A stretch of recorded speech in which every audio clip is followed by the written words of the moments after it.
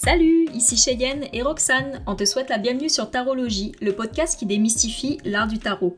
Afin de rendre ce merveilleux outil accessible à chacun, on te donne rendez-vous chaque 2 semaines pour explorer l'univers du tarot, une carte à la fois. Bonne écoute! Bonjour chers auditeurs, l'épisode du jour fait suite à une magnifique après-midi que j'ai passé en compagnie de Roxane pour un atelier sur les chakras chez Idolem Brossard. C'était vraiment une expérience super qu'on vous recommande. On a parlé des 3 premiers chakras, on a appris beaucoup de choses, ils nous ont offert des petits thés reliés aux chakras, des encens. Donc ça nous a mis dans une bonne ambiance pour enregistrer l'épisode du jour. On parle de la grande prêtresse, aussi connue sous le nom de la papesse.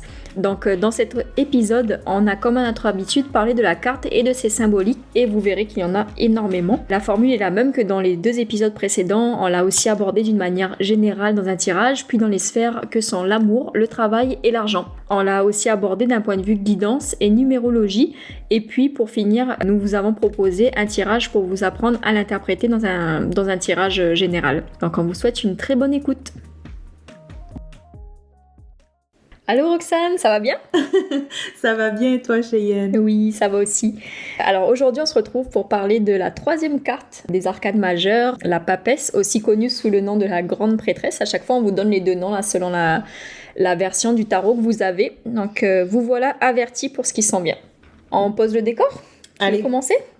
Tout à fait. Donc voilà, la carte de la grande prêtresse suit le magicien, également appelé le battleur, qu'on a analysé la semaine dernière. C'est la carte numéro 2. Oui. Et puis, c'est bien que tu parles du magicien, en fait, parce que ça fait une bonne introduction dans le sens où lorsque le magicien performe la magie, la papesse l'a en elle. Donc, en fait, on peut dire qu'elle incarne la magie. Et ça explique, en fait, qu'elle soit dans la suite logique, en position après le magicien. Donc, comme on en a parlé, en fait, tandis que le magicien, lui, il est en train d'extérioriser son pouvoir en dirigeant sa volonté dans le but de créer. La papesse, elle se dépose dans le siège de son pouvoir. Elle est magnétique, elle laisse les choses venir à elle. Puis, tu sais, je trouve que c'est drôle quand on imagine, en fait, la suite des arcanes majeures, parce que tu me l'avais expliqué une fois en me les déposant toutes, là, c'est un bel exercice à faire, en fait. Vous les déposez toutes dans l'ordre, vos cartes d'arcanes, et vous allez voir qu'en fait, il y a comme une progression entre chaque carte. Et en fait, là, la grande prêtresse, la papesse, elle vient après le magicien. Sauf que le magicien, il est dans l'action, quand la grande prêtresse, elle est dans l'introspection pour pouvoir agir par la suite. Et je trouvais en fait que ça allait un peu à l'encontre des indicateurs qu'on a dans notre société, en fait, de proactivité, d'être dans l'action, parce qu'au final, on juge que la papesse est plus avancée dans son cycle que le magicien, dans le fond. Effectivement, c'est vrai que c'est très intéressant, mais ce que j'aime toujours me rappeler justement quand j'étudie les cartes dans leur ordre, c'est que le magicien, il est dans une exploration des outils qui l'entourent. Donc, il est comme en train d'apprendre comment chacun de ces outils fonctionne et comment les utiliser dans quel contexte, mais il n'est pas encore au stade de réfléchir à un plan qui soit un peu plus élaboré. Il n'est pas encore non plus au stade de réfléchir à comment est-ce que cet outil résonne avec mes valeurs, avec ce qui m'intéresse dans la vie. Donc, c'est pour ça qu'une fois qu'il a fait cette phase exploratoire, on entre dans la papesse qui, elle, va être en période introspective. Et ensuite, quand on va arriver à la 3e carte, c'est-à-dire l'impératrice, ou la 4e dans notre ordre que nous avons étudié jusqu'à présent, l'impératrice va, elle, être rendue au stade de construction. Donc, elle va prendre les acquis du magicien, les connaissances de la papesse et les mettre dans le four et sortir avec un résultat final. Voilà, un petit process bien réfléchi et bien étudié. Est-ce que tu veux maintenant qu'on passe à la description? On a l'habitude de faire ça, là, de prendre la carte, de la décrire là devant nous. Donc, on va pouvoir vous donner un petit peu tous les détails qui s'y trouvent. Tu veux commencer? Oui, bien sûr. Donc, on se trouve avec la papesse devant une femme qui est assise et qui est complètement vêtue de vêtements très... Excusez-moi, j'ai pas d'autre expression que très ample, très loose, bleu. Et sur sa tête, on peut apercevoir une couronne qui semble représenter les 3 phases de la lune. Donc on a 2 croissants de lune et la pleine lune en plein centre. Elle est assise entre 2 colonnes, donc l'une est noire avec la lettre B, l'autre est blanche avec la lettre J. Ces 2 lettres semblent représenter en fait les mots Boaz et Jachin, qui sont des termes en fait en hébreu. Et ces 2 colonnes se trouvaient historiquement à l'entrée du temple du roi Salomon à Jérusalem. Donc ce sont dans le fond des symboles de la religion antique qui ont persisté dans le temps. Et d'ailleurs, c'est très courant que peu importe la version du tarot que vous ayez, vous retrouviez ces 2 colonnes avec les 2 lettres. C'est ça, parce que moi j'ai une version un petit peu moderne, on va dire, et puis je les ai sur ma version. Et au final, dans un point de vue un peu plus symbolique sur les 2 colonnes, on peut imaginer qu'elles font référence en fait à la dualité, comme la lumière, l'ombre, le féminin, le masculin, le conscient, l'inconscient. Puis ça a une importance, une grande importance en fait dans la lecture de cartes. On va en parler un petit peu plus tard. Absolument. Justement, cette distinction entre le conscient et l'inconscient qui est représentée à nouveau dans la carte lorsqu'on voit l'espèce de voile qui est placé derrière elle, qui représente en fait une division entre le conscient, donc qui serait du côté du voile où la papesse se trouve assise, et le côté inconscient qui se trouve derrière elle, derrière le voile. On peut apercevoir un océan qui peut faire allusion justement aux émotions, à l'intuitif, au subconscient. Exact. Non, je ne veux pas te couper, t'avais terminé? Désolée, je voulais juste dire que le voile aussi, on peut apercevoir qu'il est orné de grenadines, qui s'avère être un symbole important de fertilité, de sagesse et de puissance féminine. Sinon, on peut voir aussi qu'il y a un énorme croissant de lune à ses pieds, et juste au niveau de son thorax, il y a une grosse croix. Et en faisant quelques recherches, je me suis aperçue en fait que la croix représentait un autre symbole religieux antique qui est la croix solaire. Normalement, il y aurait un cercle qui entourerait la croix, sauf qu'il a été omis afin que, dans le fond, ça représente également un plus, puisque la papesse se retrouve entre les 2 colonnes, donc le noir et le blanc. La papesse n'est pas l'une ou l'autre, elle est un mélange des 2. Et comme c'est une croix solaire, eh bien, il y a le soleil et à ses pieds la lune. Donc, encore une fois, cette même idée de dualité. Ouais, puis tu vois, tout à l'heure, tu parlais de l'océan. Et en fait, moi, je trouve que le bas de sa robe, là où il y a le croissant de lune qui est déposé, ça fait penser en fait à des vagues. Je sais pas si tu me rejoins là-dessus, mais j'ai l'impression qu'ils ont cherché à avoir cette symbolique en fait de l'eau à plusieurs détails en fait sur la carte. Absolument. On peut voir aussi qu'elle a un parchemin sur ses genoux. Et sur le parchemin, il y a le mot Torah. Donc, Torah, pour ceux qui ne le savent pas, c'est le texte sacré dans la religion juive. Les cartes de tarot ont plusieurs allusions religieuses, tant à la religion juive qu'à la religion chrétienne. Donc voilà, on peut voir que sur ses genoux, il y a la Torah, mais si on inverse les lettres, on peut apercevoir que ça se transforme aussi en tarot. Donc, ces indications sont là pour nous montrer qu'elle est en possession d'une connaissance divine. Elle est un symbole de sagesse. Cheyenne, est-ce qu'il y avait quelque chose, toi, que tu voulais ajouter? On pourrait, par exemple, parler des références à l'intuition, parce que je suis encore sur mon océan, là, sur l'eau, sur la lune et tout. Oui. Mais en fait, faut savoir que l'eau, que ça soit dans l'astrologie, dans le tarot, ça fait vraiment référence à tout ce qui est intuition. Donc, si on doit retenir quelque chose là de cette carte, c'est l'intuition, l'émotionnalité qui est représentée par l'eau et par le croissant de lune qui est à ses pieds. On peut également faire une référence directe à la mère, donc la mère au sens la maman. Dans le tarot de Marseille, la papesse, elle est enceinte du fou, secrètement. Tu voulais expliquer ça? Parce que c'est toi qui m'avais expliqué la dernière fois, puis je trouvais que c'était une belle explication que tu m'avais fournie. Oui, alors en fait, dans le tarot de Marseille, la papesse est enceinte, mais c'est un secret. Par ailleurs, si vous alignez la carte 2 de la papesse et la carte 12, qui correspond au pendu dans le tarot de Marseille, vous allez apercevoir que c'est une femme enceinte qui donne naissance à un enfant. Donc le pendu, c'est comme s'il y avait un cordon ombilical qui le reliait à la carte numéro 2. Et elle est enceinte du fou. le père, c'est le magicien, mais encore une fois, c'est un secret. Donc, c'est pour ça que la papesse, on dit toujours qu'elle fait allusion aux choses qui sont cachées, mais qui peuvent intuitivement se faire sentir. C'est ça, puis on peut pas nécessairement les prouver d'emblée avec des indications tangibles. C'est vraiment, encore une fois, de l'intuition pure et dure. Absolument. Il y avait aussi, on peut expliquer là aux auditeurs qu'est-ce qui est découvert sur la papesse, parce que c'est quand même intéressant là de voir au final que la seule partie de son corps qui est découverte sur la carte, c'est sa tête. Ouais, donc ça fait quand même allusion à la prédominance de l'énergie cérébrale au niveau de la carte.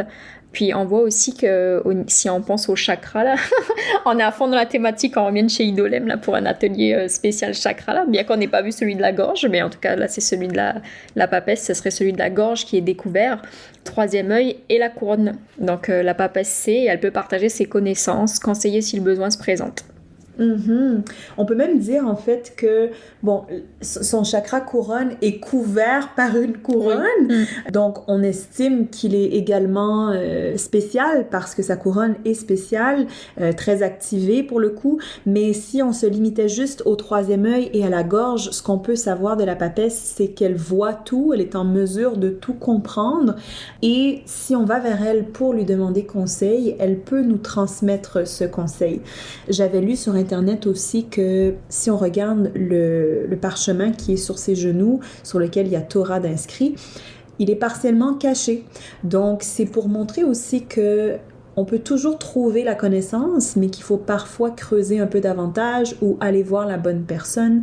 Donc, c'est un peu le conseil de la papesse, c'est de se fier à quelqu'un ou à sa propre intuition pour pouvoir trouver ses réponses, même si parfois ça peut prendre un peu plus de temps. Et puis tant qu'on est sur l'observation de la carte là, tantôt quand j'étais en train de préparer l'épisode, moi je me faisais la réflexion que je la trouvais très mystérieuse, la papesse. On sent qu'elle est humaine, mais aussi complètement déconnectée des sensations corporelles, donc on peut dire qu'elle est presque là, quelque chose de surnaturel, d'insaisissable. Elle sait, tout simplement, comme si elle était connectée à une puissance supérieure. C'est vrai qu'elle a quelque chose de pas humain, là, je trouve, quand on la regarde. Tu sais, contrairement aux magiciens, contrairement aux fous, qu'on pourrait imaginer ces gens dans la rue, la papesse, je trouve pas. Absolument. Et d'ailleurs, je pense que c'est pour cette espèce d'air un peu insaisissable, un peu...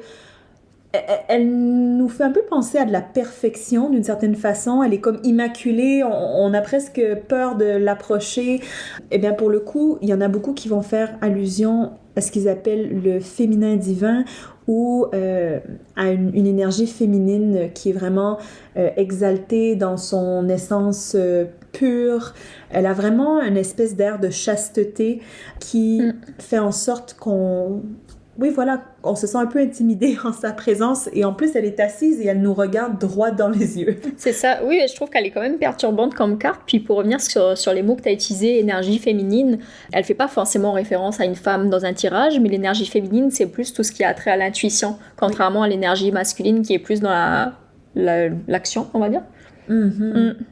Absolument, c'est vraiment une énergie très forte d'observation. Si par exemple on la compare à l'énergie qui la suit, soit celle de l'impératrice, l'impératrice aussi est un fort symbole de féminité, c'est un fort symbole de maternité aussi, mais l'impératrice est déjà beaucoup plus connectée à son environnement que ne l'est la papesse. La papesse, elle est représentative du savoir, mais ce n'est pas du savoir qui est appliqué, alors que l'impératrice, oui. Tout à fait. Je pense qu'on a quand même pas mal fait le tour de tous les symboles. On peut parler des mots-clés maintenant si tu veux, parce que ça c'est un bon petit moyen mnémotechnique là, quand on tire les cartes d'avoir des mots-clés auxquels se référer. Moi j'avais noté l'intuition, le secret, le subconscient. Est-ce que tu en avais d'autres que tu voulais ajouter?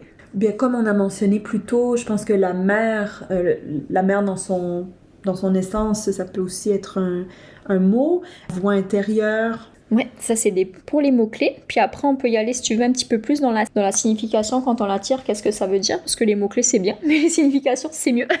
Enfin, je trouve ça plus clair là, de comment on peut l'envisager en fait dans un tirage. On va d'abord parler d'un tirage général, puis après, on va aller sur les 3 points clés là, quand on fait des tirages amour, travail, argent. Donc pour ce qui est général, lorsque la papesse ressort dans un tirage, moi ce que j'aime dire c'est que les cartes, elles nous invitent à écouter notre boussole intérieure pour nous orienter et être pleinement dans notre authenticité. Elles symbolisent la recherche de l'équilibre à travers l'introspection. Donc en fait la papesse, ce qu'elle nous demande, c'est de nous connecter à la symbolique des choses. Ça peut être dans les symboles qu'on voit, dans les synchronicités, dans les rêves, dans la méditation, dans l'expérimentation aussi de l'hypnose pour creuser dans le subconscient. En gros, on va aller se connecter à notre part d'intuition. Et c'est aussi une invitation à décoder les signaux qui nous entourent. Donc ça dépend à quoi on est réceptif au final, mais je sais pas toi, est-ce que t'as des choses précises là qui t'inspirent quand tu parles de ton subconscient ou pas tant que ça? Je pense que pour ma part, par exemple, les rêves, ça va être un vecteur de communication assez important. Et je dirais surtout aussi la symbolique. Les images, c'est vraiment quelque chose qui vient fortement me parler. Donc je pense que ce serait ça. Et pour toi? Moi, ça serait vraiment tu sais, quand j'ai des doutes, des choses comme ça, je demande des signes à l'univers. Tu sais, ça va te paraître perché là, mais par exemple, quand on cherchait pour l'appartement, acheter cet appartement, pour la petite histoire, on était encore à Montréal et en fait, on hésitait à s'installer sur la rive sud. C'était le soir, on parlait avec Raymana, là, qui est mon conjoint. Et puis, il était 20h pour la petite histoire. Et puis, dans ma tête, je dis, l'univers, si tu m'entends, je veux un signe comme quoi c'est une bonne idée de s'installer à Brossard. Puis, je me dis juste, je lâche prise, puis le signe viendra ou non, puis ça sera ça mon signe. Et en fin de compte, il y a Raymana qui me dit... on descend les poubelles. Donc on va au sous-sol parce qu'on était dans un condo, puis on va au sous-sol et il y avait le stationnement. Et en fait, je dépose ma poubelle, je me retourne et là je tombe quoi? Une plaque d'immatriculation avec écrit Brossard. Oh mon Dieu! On était à Griffinton, il n'y avait juste aucun rapport, mais j'ai vu cette plaque d'immatriculation, je me suis dit ok, l'univers était très réceptif pour m'envoyer un signe. Ah oui? Ouais. Je suis vraiment comme ça à demander... envoie-moi un signe, là, je saurais le repérer, mais envoie-moi un signe. Voilà, il pouvait pas être plus plus précis, là, le signe, mais Brossard sur la plaque. Donc, c'est ça. Petite anecdote là en lien avec la papesse et puis les signes. Puis aussi, en fait, si on revient à nos moutons, parce que je me suis un peu éparpillée, mais en fait, au-delà d'écouter son intuition, c'est quelquefois dans la vie, dans le relationnel, la logique n'a pas leur place dans les décisions qu'on prend. Ça peut être en fait une référence au fait de lâcher prise. Par exemple, moi, je suis du signe de la Vierge. Donc, je suis très dans l'analytique. Quand je prends une décision, je vais peser les pour, les contre, mais toujours dans le rationnel. Et en fait, je trouve que quand la papesse intervient dans un tirage, ça me fait penser, ok, recentre-toi et puis pense vraiment à ce que tu ressens au lieu de ce que tu visualises en termes de pour, de contre. Si on oublie la petite liste là, avec d'un côté le bon, le mal pour faire son choix. Mais je trouve ça hyper intéressant que tu dises ça parce que plus tôt, tu parlais de ce que la société prône, tu vois, que comme quoi la réceptivité, normalement, elle doit venir avant la proactivité. Et puis, je trouve que de nos jours, c'est rendu très difficile de pouvoir se connecter à cette énergie-là, justement du ressenti. On a tendance, pour moi, je trouve que d'être dans l'intellectualisation, déjà, ça veut dire qu'on est dans une énergie plus masculine de proactivité. C'est qu'on veut vite parvenir à une conclusion pour passer à l'action. Donc, exact. On a un peu développer cette intolérance face à l'énergie féminine, entre guillemets, qui est justement d'être pleinement dans la réceptivité, dans le soi. Et je pense que c'est ça aussi qui fait en sorte que c'est une carte qui est tellement déstabilisante quand on la pige, parce que elle nous dit, connecte-toi à ce que tu ressens, mais souvent aussi, on sait pas quoi faire avec qu'est-ce qu'on ressent derrière, ou quand on sait que qu'est-ce qu'on ressent, ça peut nous amener dans un territoire déstabilisant dans le sens où qu'est-ce qu'on va en faire après? Est-ce que ça va nous amener vers le bon chemin? Donc, oui, c'est l'idée de se faire confiance et puis aussi, c'est ce qu'on ressent là tout de suite, ça peut paraître que c'est pas la bonne solution parce que sur le papier, ça paraissait que c'était l'autre, c'était la solution A au lieu de la B. Oui. Puis au final, si on s'écoute, la vie va nous montrer que ben non, en fait, on a eu raison d'aller dans la solution B parce que peut-être qu'on n'avait pas tous les tenants et les aboutissants pour prendre notre décision. Mais notre petite voix intérieure, elle nous disait que, enfin, notre petite voix intérieure, notre ressenti, peu importe comment on l'appelle, nous disait qu'il fallait aller là-bas, et puis c'était le bon choix finalement. Là. Oui, et puis l'importance aussi d'être véritablement connecté à qu'est-ce que l'on aime profondément ou comment est-ce qu'on se sent par rapport à une situation, parce que même si on a tous les outils qui nous ont été apportés par le magicien, même si un chemin nous semble rationnellement plus favorable, c'est sûr qu'on n'aura jamais autant de succès ni de plaisir si on choisit quelque chose qui ne nous correspond pas. Donc, 100%, 100%, parce que quand on fait un choix avec son intuition, on embarque dedans. Alors quand on fait un choix avec de l'analytique, on se convainc qu'il faut aller là-dedans. Donc c'est un peu la petite... Waouh, j'adore ces mots. Oui, hein, ça serait bien de l'adopter un peu plus souvent. Là. On va s'accrocher la papesse, ou on va la garder dans notre poche. Quand on a des doutes, on regarde. Tellement.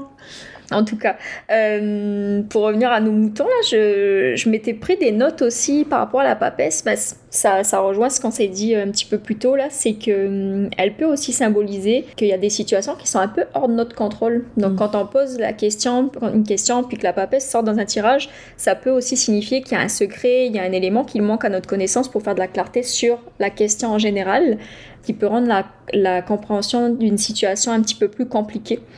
Donc, c'est ça. Des fois, en fait, on peut... L'autre jour, je te parlais là, de mon travail, de mes hésitations et tout ça. Et au final, il me semble qu'elle était sortie. Ok. Il me semble qu'elle était sortie et tu m'avais dit, mais il te manque des éléments, tu n'as pas tout entre les mains. Et c'est vrai que moi, j'étais face à ma problématique avec ce que je sais de la situation. Mais en effet, il peut y avoir des éléments qu'on ne me dit pas pour X raisons qui pourraient en fait influencer mon choix si je les avais... en connaissance. Et puis la papesse aussi souvent peut, comme on disait plus tôt, faire référence à la mère, donc à votre mère. Parfois ça peut vous indiquer par exemple que votre mère peut être une excellente conseillère par rapport à une situation, ou sinon que vous avez eu une conversation en seul à seul avec votre mère par rapport à la situation qui vous préoccupe. Et c'est également possible que ça fasse allusion au lien de confiance qui existe entre vous et votre mère, c'est-à-dire que par exemple, vous pouvez ressentir quelque chose intuitivement, votre mère va vous le refléter et puis vous savez au fond de vous qu'elle a raison entre guillemets. Donc notre maman a toujours raison par ce principe. C'est ça, donc souvent, on va peut-être se convaincre non, machin, et puis on va avoir une conversation avec notre mère, et comme notre mère souvent nous connaît très très très bien, elle va nous refléter quelque chose qu'on sait au fond de nous, et cette carte, c'est comme un petit clin d'œil pour dire, écoute ce que ta mère t'a dit, parce que tu sais qu'au fond de toi, c'est ce qui résonne. C'est ça. Tu sais, en parlant de mère, ça me fait penser ça me fait penser au mot gestation. Et en fait, la papesse, elle peut aussi faire référence à une importante période de gestation. Oui. Quand on parle de gestation, ça veut pas forcément dire gestation au sens du terme procréation, là. Ça veut pas dans le sens où on va mettre au monde quelqu'un, là, mais ça peut être un projet, ça peut être quelque chose comme ça. Et en fait, ça se prend au sens littéral comme au sens créatif. Donc, en gros, ça peut symboliser qu'il y a comme un process pour arriver à notre projet final. Et qu'il y a un temps à accorder au fait de mûrir le projet dans sa tête. Absolument. On peut aussi parler du fait que la papesse, elle nous invite à porter attention à la nature cyclique de nos comportements ou d'événements. Je pense au schéma répétitif qu'on peut entretenir. Des fois, dans des relations, c'est souvent dans les relations qu'on entretient les mêmes schémas-là. Je ne sais pas si ça vous est déjà arrivé, vous êtes avec quelqu'un, une amitié quelconque, puis ça va pas. Et en fait, vous vous rendez compte que c'est toujours les mêmes choses qui vont pas. Ben, peut-être qu'au lieu de se dire que ça vient de la personne qui est en face, c'est que cette personne, elle vient nous apprendre quelque chose sur nous, parce qu'on est dans la répétition d'un schéma. Ça dépend lequel, ça dépend de votre histoire, mais c'est ce que la papesse peut vous renvoyer comme message dans un tirage. Absolument, puisque la papesse, c'est aussi la gardienne du subconscient. Justement, c'est une carte qui peut vous encourager à aller acquérir plus de connaissances, soit sur votre mode de fonctionnement subconscient, ou sinon peut-être plus de connaissances en règle générale sur votre monde émotionnel conscient. Mais voilà, absolument, ça vous encourage à, comme tu le dis, à analyser vos relations depuis un œil peut-être un peu plus introspectif. Exact. Bah, tu vois, on parle de relations, si tu veux, on peut sauter sur le thème de l'amour, là, pour discuter de ce que ça peut vouloir dire, là, amour ou amitié, hein, de relations en général. T'as la carte de la papesse, la grande prêtresse, là, qui sort. En fait, moi, ce que j'aime dans cette carte, dans le contexte des relations, c'est que c'est difficile de parler d'amour, d'amitié sans parler de ressenti. Et donc c'est sûrement dans cet aspect de notre vie où on se fie le plus à nos ressentis. Bah, du moins je pense, hein, que c'est là où on est un peu moins cartésien. Parce qu'on on a souvent tendance à dire que l'amour a ses raisons que la raison ne connaît pas. Donc ça prend son sens. Et en gros, en termes de signification, lorsque la carte de la papesse, elle ressort dans un tirage qui concerne votre vie sentimentale, vous pouvez absolument faire confiance à votre ressenti sur la situation, vous faites taire votre mental. Si vous avez, je prends des cas concrets là parce que ça peut être ça là, si vous avez des doutes sur votre conjoint, votre conjointe, que vous ne sentez pas une relation à venir, peut-être qu'il y a à creuser. Absolument, surtout que la papesse, sans aller dans les extrêmes, mais parfois la papesse, elle peut parler d'une personne qui est un peu cachée, entre guillemets, dans une situation. Donc, ça ne veut pas nécessairement dire que c'est une personne qui a de mauvaises intentions, mais c'est que ça peut être une personne dont l'influence est quand même considérable dans votre situation, mais que vous ne savez pas en fait à quel point cette personne-là est présente. Donc, par exemple, ça peut être une mère dans votre dynamique de couple. Si ça représente la mère de votre conjoint, de votre conjointe, vous ne savez peut-être pas à quel degré est-ce que la relation entre votre conjointe et sa mère impacte la vôtre. Cette carte-là peut vous dire, écoutez votre intuition, s'il y a vraiment un ressenti qui vous chicote, bien peut-être que c'est d'aborder la situation avec votre conjointe pour découvrir peut-être justement qu'il y a des influences extérieures. J'aime bien ce que tu dis, tu sais, moi je trouve ça trop fascinant quand on tire les cartes et qu'on arrive à s'imaginer que cette carte représente telle personne dans l'équation. C'est un bel éclaircissement mental là quand on arrive à faire ce dénouement-là. Si tu veux, maintenant, quand je pense qu'on a fait pas mal le tour au niveau amour, on peut passer sur la sphère professionnelle. Donc en fait, au niveau du travail, lorsque la papesse elle ressort, c'est que vous avez peut-être pas tous les tenants et les aboutissants pour comprendre une situation globale. J'ai l'impression que je me répète parce que j'en ai déjà parlé tout à l'heure quand on était dans une autre section là, du podcast. En tout cas, il est même possible en fait quand vous cache volontairement des choses.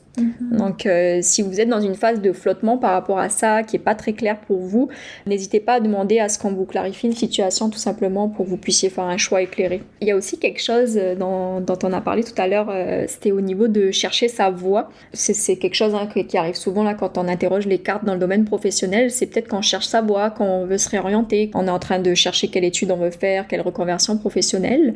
Puis quand la papesse ressort, elle nous invite vraiment à trouver ce qui nous tient à cœur.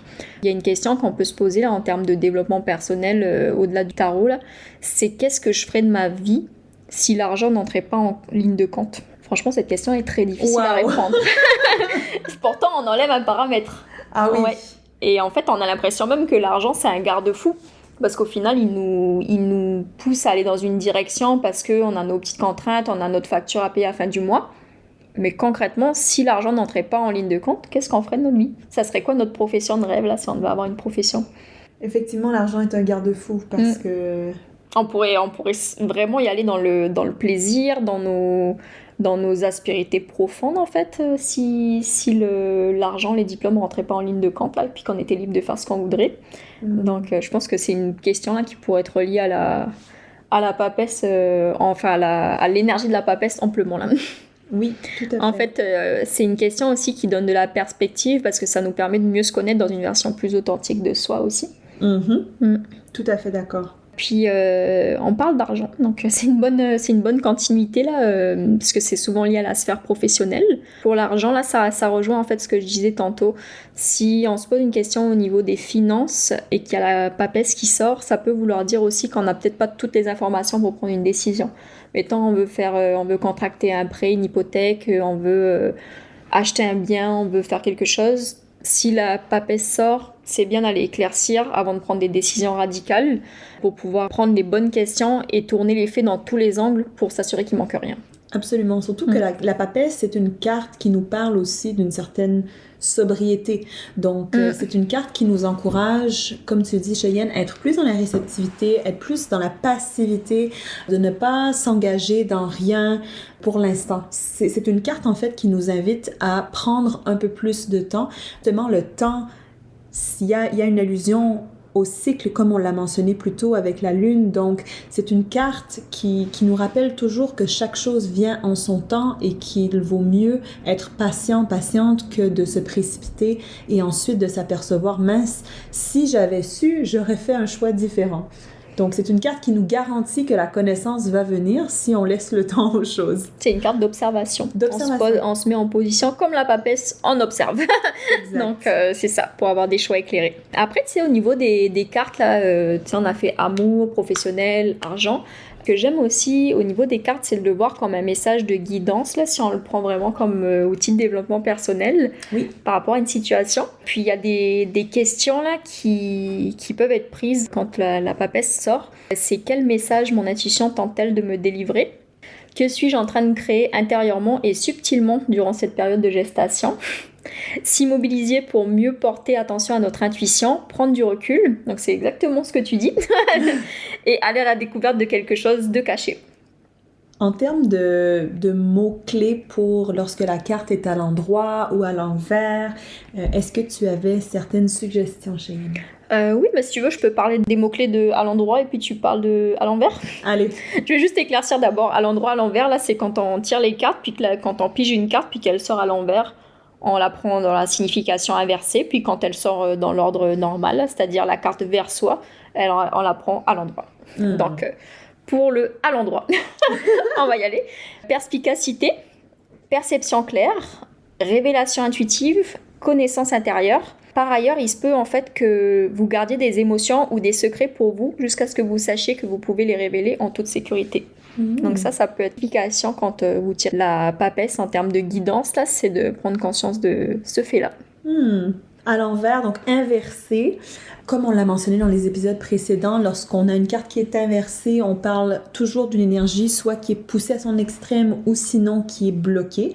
Donc pour moi, une grande prêtresse à l'envers, ça va souvent me parler du fait qu'on n'est pas en train d'écouter sa voix intérieure.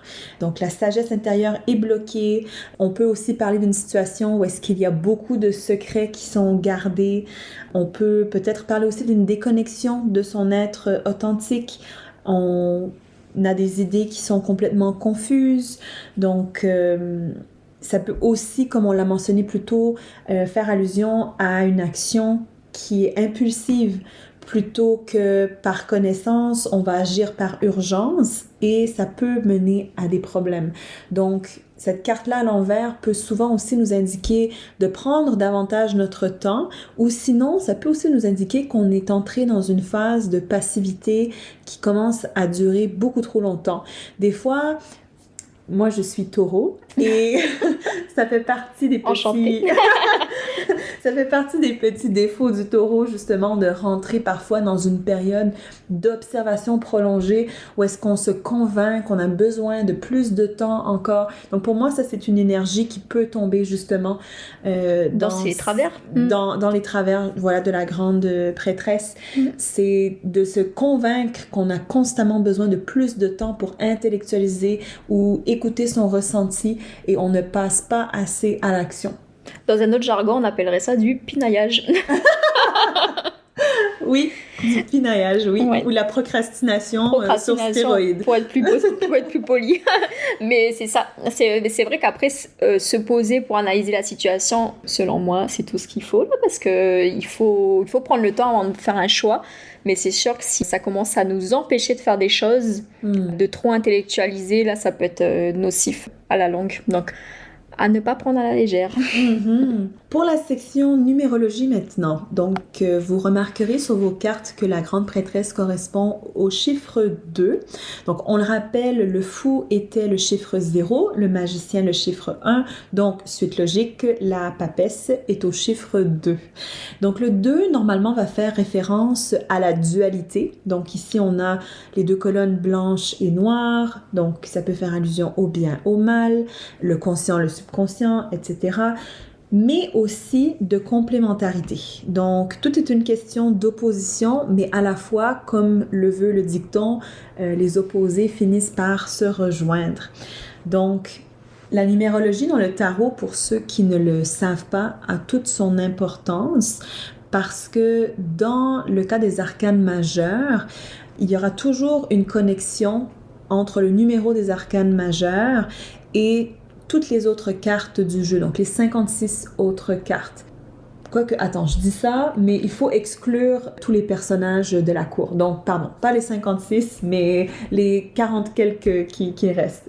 Donc, pour le coup, si par exemple, on prend la papesse numéro 2 et qu'on comprend bien son énergie, on va pouvoir la transposer à toutes les autres cartes numéro 2. Donc, le 2 de coupe, le 2 de denier, le 2 d'épée et le 2 de bâton. Si jamais on observe ces cartes, on observe que à chaque fois, on nous demande de faire un choix entre deux options qui nous semblent toujours opposées, mais qui au final finissent par se rejoindre et elles nous représentent en fait, tout comme la papesse nous représente dans notre entièreté, notre conscient et notre subconscient.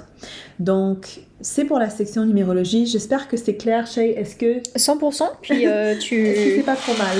Non, c'est vraiment... Enfin, comment dire, complémentaire ce que tu dis, parce que pour les chiffres, là, ça peut vraiment nous apporter une source d'interprétation supplémentaire, là, de les associer à leur arcane majeur. Majeur. Donc, voilà, lorsque vous avez la grande prêtresse, vous pouvez faire un lien avec toutes les autres cartes numéro 2 et vous pouvez d'une certaine façon aussi la connecter à la carte qui suit dans la suite de 1 à 10 et ensuite de 11 à 20. Si vous connectez les cartes par exemple 1 et 11, 2 et 12, vous pourrez également trouver des liens entre ces cartes. Mais je pense que là, je commence à aller dans le champ gauche, donc je vais me limiter. Non, mais les gens aiment ça, On est là pour apprendre. Si on parle un petit peu d'astrologie, là, bon, on n'est pas astrologue, mais en tout cas, il y a toujours des homologues au niveau des cartes de tarot au signe du zodiaque. On a trouvé parmi nos recherches, pas astrologue, mais passionné quand même, on a trouvé des similitudes, en fait, entre la carte de la grande prêtresse et les signes d'eau. Donc, selon les sources là, que vous allez chercher, ça peut être soit associé au signe du cancer, soit associé au signe du poisson. Puis, ça m'étonne pas du tout, en fait, dans le fond, parce que l'eau, c'est une dominante qu'on retrouve beaucoup sur la carte de la papesse, notamment avec l'océan et le bas de sa robe qui se déversent en forme de vagues.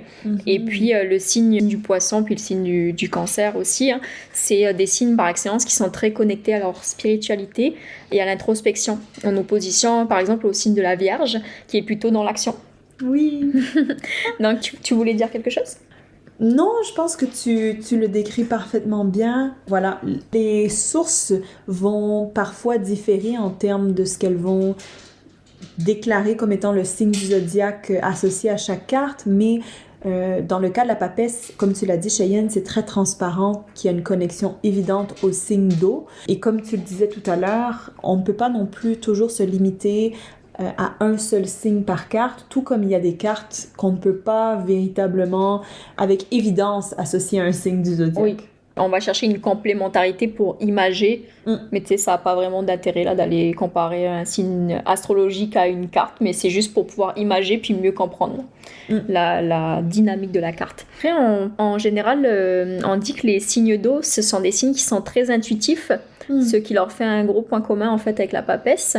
Et en fait, au niveau du poisson, là, comme du cancer, c'est dans l'enrichissement de leur discipline spirituelle qu'ils trouvent souvent leur réponse existentielle. Oui. Donc, comme la papesse, dans le fond. Le poisson, lui, il a tendance à cultiver son pont intuitif. Tout à fait. Et puis, si on regarde le signe du cancer, le cancer est régi par la lune et on associe souvent le signe du cancer à la mer, tout comme la papesse. Ouais, puis tu sais, tu parles de lune, tu vas te dire le lien logique.